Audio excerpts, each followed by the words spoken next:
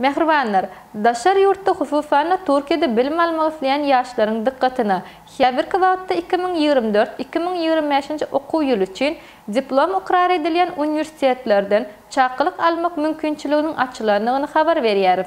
Bunun için İstanbul şehrine yerleşen Atavatan Danışmanlık Şirketi'ni tutup bilirsiniz.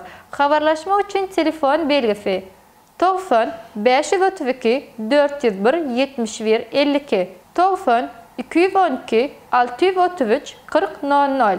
Şeylikim iflenlik yukarı kucayına resmi namaları tavşıranınızı onların doğru ve tahkik tercüme edilmeye vacip olup duruyor. Bunun için olsa makul hizmet tercüme merkezine tutup bilirsiniz. Haberleşme için telefon belgesi 863 78 96 73 862 60 52 60 ver.